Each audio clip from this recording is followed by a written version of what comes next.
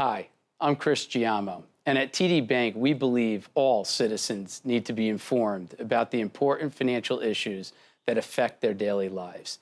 That's why we're proud to support programming produced by the Caucus Educational Corporation. This special edition of One-on-One with Steve Adubato is brought to you from the Tisch WNET studios at Lincoln Center. Funding has been provided by Holy Name Medical Center. This place is different. The Port Authority of New York and New Jersey. TD Bank. The New Jersey Economic Development Authority. Fedway Associates. ADP, a comprehensive provider of human resources technology and services. And by Suez, water solutions to meet tomorrow's environmental challenges. Promotional support provided by Insider NJ. And by Meadowlands Chamber, building connections, driving business growth. This is One-on-One. I'm an equal American just like you are. The jobs of tomorrow are not the jobs of yesterday. Look at this. You got this? There it is, man. Look at that. Life without dance is boring.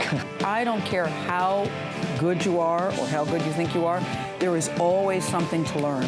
Do you enjoy talking politics? No.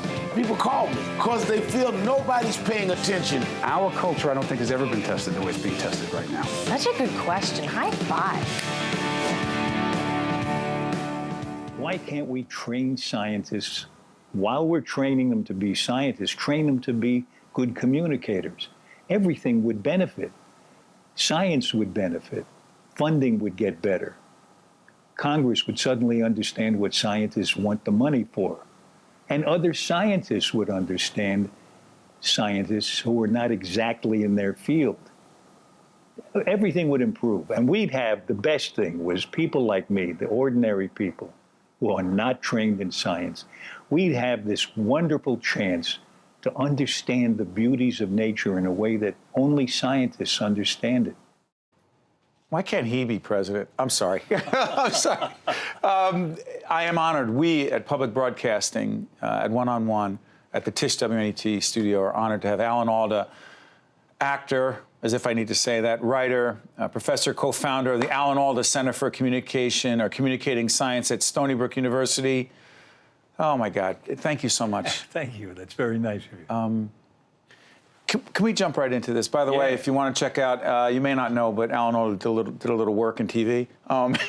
MASH 72 to 83, Hawkeye Pierce. Check out that. Check out so many other things that he has done. Scientific. And by the way, PBS, you've been tied to our PBS family for many years. Yeah, we did Scientific American Frontiers for 11 years on PBS. Right. And by the way, the other thing I need to say is your wonderful wife, Arlene, was with us right here, sitting in that seat, talking about the Bronx and all the work that she's done in that area. Our wonderful book, Just Kids from the Bronx. Just Kids from the Bronx. We should get 2 for 1 out of this. Listen, let's jump into this. Your communication, your focus, healthy obsession with communication, and the fact that in your book, the introduction is one of the worst things about communication, the quote is, the illusion that it actually took place. Right, because it makes sense to you. You think you communicated everything you needed to say in the most exact, proper way, accurate, but the other person doesn't know what you're talking about sometimes, a good deal of the time. Sure. When did you realize this was a real problem, communicating? You know, I started to realize, I had a vague awareness that people weren't understanding me a good deal of the time, but it really hit me strongly one time when I was in a dentist's office and he was going to do an operation to take, because I had a bad front tooth. He was going to take out the root or I don't know, some operation with my front tooth. He said, I got this procedure I invented where I pull a flap of your gum over. I said, have you done this much? He said, oh yeah, it's great. It's great. Then he's got, right before the operation starts, he's got the scalpel right in front of my face. And he says, now there'll be some tethering. Tethering. I remember reading this book. He used that word? He said tethering. What did that mean? I said, that's what I thought. I said, what do you mean? He said, what? Tethering. He said, tethering. Started screaming at me, barking at me. He never told me what tethering meant. I didn't know what it meant. What it turned out was that little piece of tissue above your lip, inside your mouth, you're feeling for it, that helps you smile, for one thing. I left that office, unable to smile properly. I couldn't get. I was like, I had my upper lip was like a flap, like an old scalloped curtain. Sorry for interrupting while we're talking about communication. Yeah. Was that your aha moment? It came pretty close. It stands out in my memory as a significant time when somebody was telling me something that he understood technically, perfectly, and he thought the word he was using would really capture what would be the result of this operation, at least the first step of the operation. And I didn't understand it. He didn't think about what I was probably going through. First of all, he's going to do an operation on me, so I'm in a tender state. The idea that what you have to say isn't as important as how it lands on the other person is a hard one to get. Because you think, my job is to explain this perfectly. Your job is to explain it so the other person gets it. Why? Otherwise, it's just up in the air somewhere, perfect. So because I told you, and I've often told the audience that I teach and write and think about communication all the time and why we get it wrong. Why is it so often, in your view, you work with scientists a lot? In fact, when you're doing the PBS series, the actual name was Scientific American Frontiers. American Frontiers.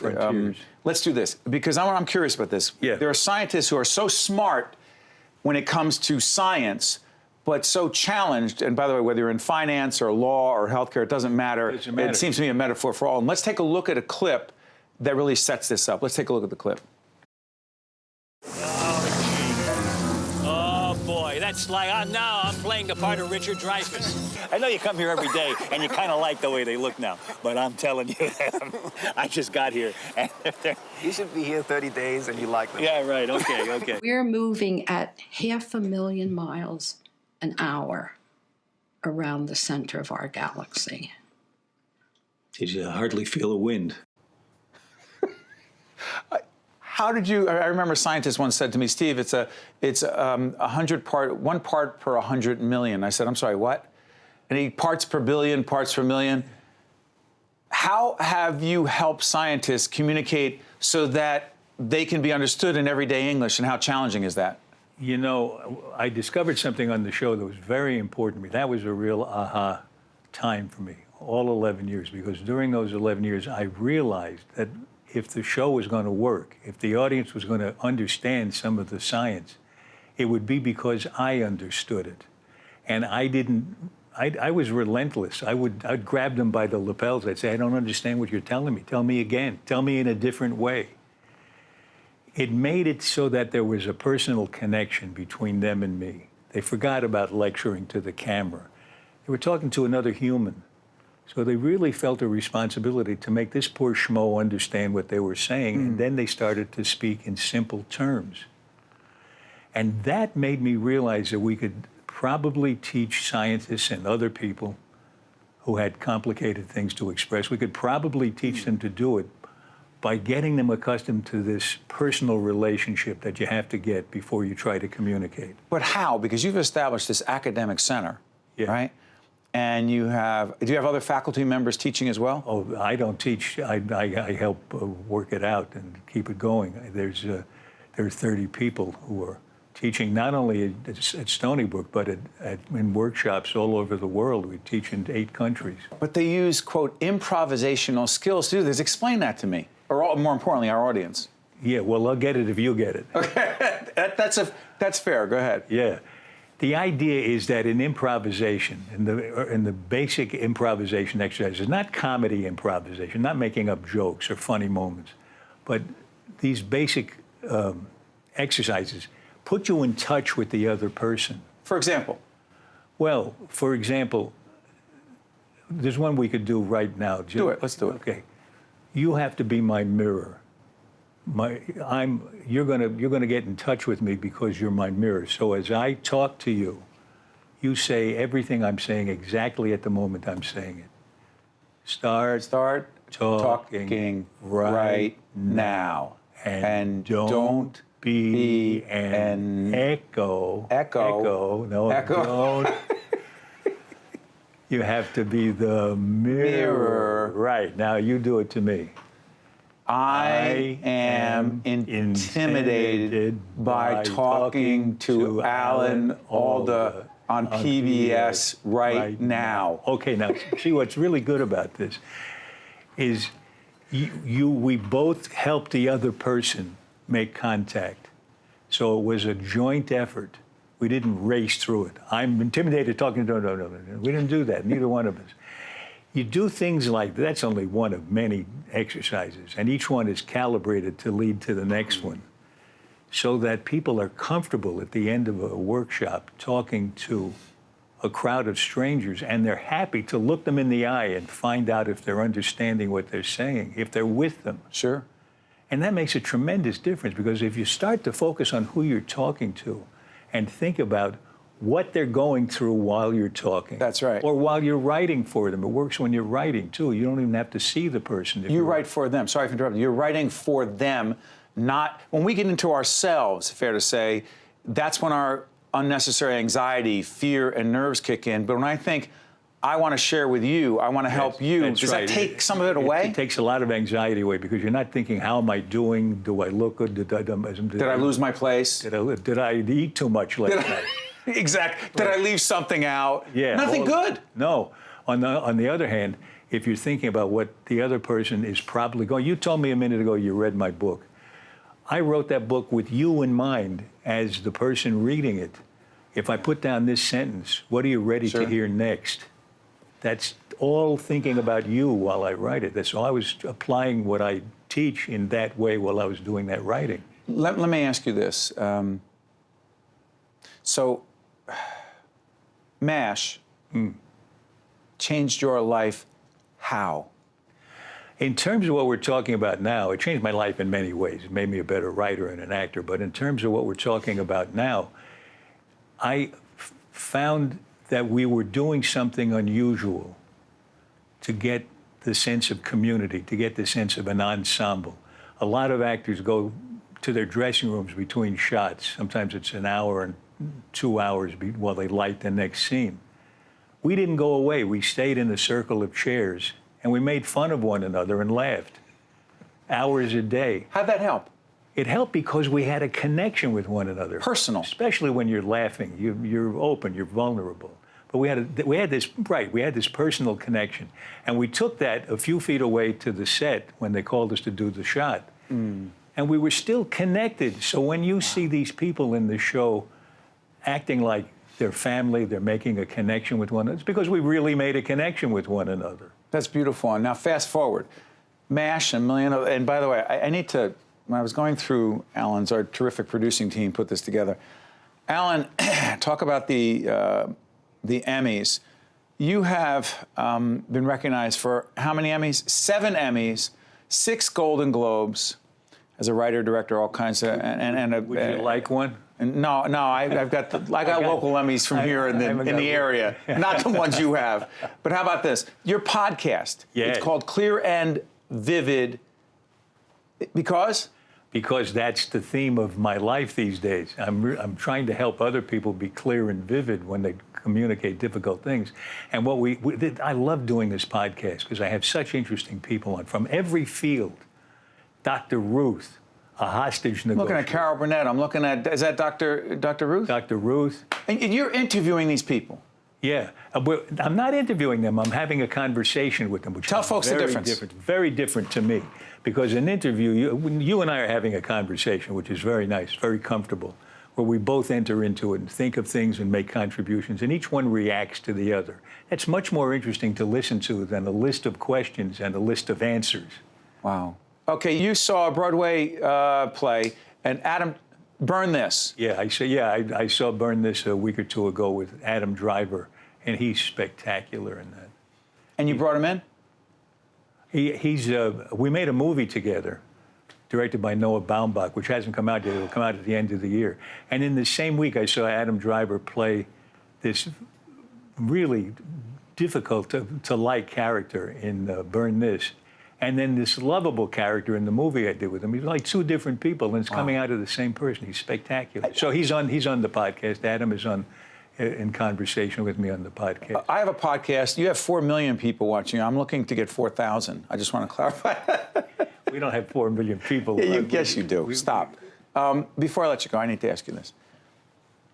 With all of your success, yes, you cannot walk down the street here or any place in this country without people not just recognizing you, but I'm confident just telling you how much your work has meant to them. How do you, unless you're the greatest actor in the world, which you may be, appear as humble as you are? Oh.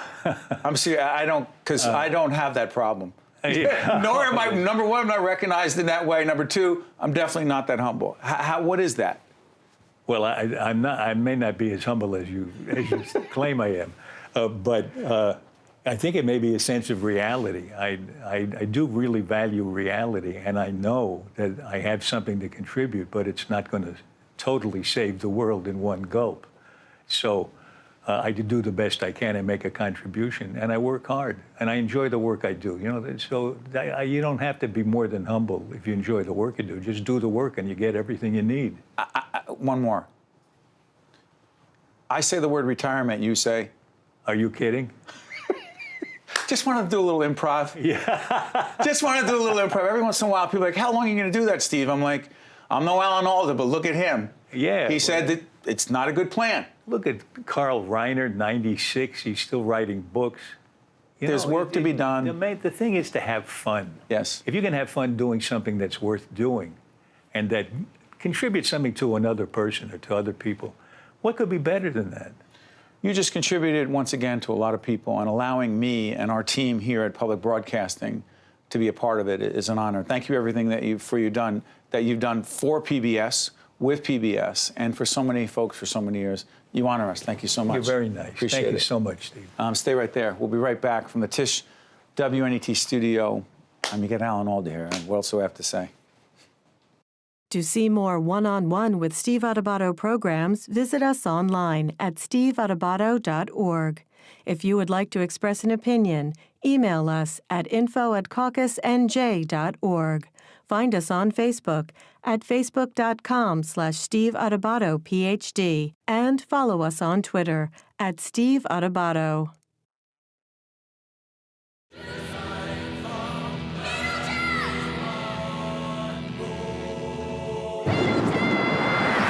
It's showtime.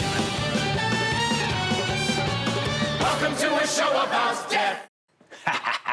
He's back by popular demand, Alex Brightman. All right. He's in Beetlejuice, Winter Garden Theater, right here in the heart of Manhattan on Broadway. Yes. It is nominated, Beetlejuice nominated for 8 Tony Awards. And you are nominated as Best Actor. Yes. How cool is that? It's cool. It's my second time being nominated, which feels like it's like you feel like you want to go buy all the lottery tickets because it doesn't, that's like lightning, right? I mean, it doesn't happen that often. And tell folks, because actually the last time you were nominated. Last time I was here talking to you, I was nominated for School of Rock on Broadway. I think it's about me.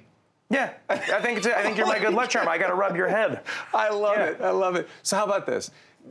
Such different roles. Yes. You play the Michael Keaton role. I do. Set it up. Yeah, I play a millennia-old demon from hell who has never been alive. And he is just wants to be seen. He's a guy that has never literally been seen by anybody, and he's trying to, in our show, in fact, try to be this sort of relatable source to the audience, and tries to, have this plan come forth to become alive, right, so that he can leave this house once and for all, and do the thing he's seen people do for a millennia, which is live and feel feelings. You know, it's so interesting. I remember asking you last time when you were here. You played the Jack Black role. Yes. Right? And from the iconic film School of Rock. Yeah. And now this role. Yeah.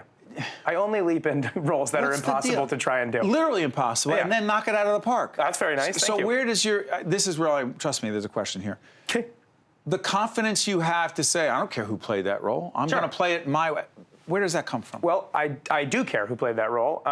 However, I shouldn't have assumed. My bad. No, that's fine. It's a good adaptation will allow you to recreate something that already exists. So it's a testament to the script, first of all, and everybody around it. But then it's sort of that yes and quality that I've learned forever ago when I started doing improv, which is just to accept what's there, create, be in a room, find the stuff that maybe those guys didn't find the first time around, and build upon it. So there are these shoes to fill, but the thing I keep trying to say is that it's like they're definitely still the same shoes, but the laces I get to add. You know? But one of the things about death, a topic that I, for whatever reason or reasons, like millions of others, I'm not great talking about. Right. But this play. This is, I grew up in a great family that everything was on the table. Including the topic of death? Including the topic of death, and not in a way that was morose or anything. It was just a topic like dinner. You know, it was a topic that was open for discussion. So I'm very thankful for that. But what this show is doing, what we've heard, is that there are parents saying this is a perfect way for us to talk to our kids about the topic of death without it feeling taboo. How so? Because we have an 8-year-old daughter who asks way too many, not too many. She asks a lot of questions about it, and I fumble every time. Yeah, I mean, there's a question every kid asks: where did Grandma go? It's an impossible question to answer for that young, and we sort of show in this show the netherworld, the place that is not necessarily heaven or hell, whether you believe it or not. It's a place where people go that are no longer here. So it's almost comforting to go, there is a place, you know, and it's wacky and it's fun, and it's not a place for longing. It is a place that just exists. It's as crazy as the world we live in. Who's to say that, you know, death is any weirder than life? Yeah, and you know, it's so interesting. The whole idea of your audience and the number of, let's try this. Kelly O'Corn was just in here from Billions, right? And we were talking about how, and so many other people, Alan Alda was sitting right there before that. I can't believe that I'm sitting in the same chair. Yeah, well, you are. They say the same thing about you. That's very nice. How about this? It's not eight shows a week. Yeah. It is not the same show every time? Can't be. Because? Because fundamentally, there's 1,500 different people sitting out on the other side, and they are the character that we don't get to meet until it's very too late. The curtain opens, here's your new scene partners. These people dictate what's funny, what's not funny. At some point, you hope, they come together as one audience. It's 1,500 separate people, then all of a sudden decide to become this extra character that you have to respond to and listen to. Because if you don't listen to them, then it's like every other show. Then it feels monotonous. If you're not listening, then you are doing your thing and you're on a railroad track. But that's not what good theater is. Good theater is a conversation. In spite of how good you are, or in addition to how good you are as an actor, you write. You love writing. You're a good writer because. And by the way, let me do the other way. Why do you write so much, and then why are you as good as you are? I write, well, thank you for both, but I write because when I'm unemployed, which thankfully hasn't been that often, I don't like to be bored because my boredom causes me to have massive anxiety, which causes me to have depression. So it combats that instantly, better than any pill could. So I started writing and then got kind of good at it quickly because I like to study everything I can about it. So I read all the books. I read every type of screenwriting book and watch everything online that I could, and ended up, after School of Rock, selling a pilot to NBC. You wrote it? Yeah, that I wrote. So you write for the business? I do. And it's become like another part of my career. And so I have 2 plays in development right now, and a musical that I wrote the book to is getting developed this summer at Second Stage Theater here in New York. So it's been this like wonderful both sides of the table thing. Why were you so open about what you just said about anxiety moving to depression and better than any pill? Why were you just so open about and comfortable talking about it? I don't even know if you're comfortable. I am completely. I don't have many subjects that I feel uncomfortable talking about just because what's going to happen? You know, I mean, I have the 6 friends that I know won't judge me for the thing I just said. So the other, billion people that are out there that might go, he's insane for talking about that. I can't hear them. So I'm cool. I'm good with that. And I do have it. I mean, I was diagnosed with it. So it's not something that I can just be like, I don't have, you can't shrug that off. Well, since you mentioned it, do you have anxiety, quote unquote, about your next, like what's next for you? Or are you deciding what's next by doing what you're doing? Well, I think, the luxury of having a starring role in a Tony-nominated show is that the next thing is essentially inevitable, no matter what size that is. Doesn't matter to me. But it does mean it's good, and it's good a stockpile for like possibly what's next, to have that stuff behind you. But I like to say I teach, confidence training in audition classes. So really? I teach an audition class, but also it sort of really is a confidence training class in disguise. That the thing I teach is you're standing at the edge of a road and there's fog and you can't see the other side. There's 2 types of people. One, most people say, I'm so scared to see what's on the other side of that. But my thing and what I try to impart on people is to say, I can't wait to see what's on the other side of that. You choose to say, you choose. Yeah. to want to know? To be curious about what's there rather than afraid. It's a choice?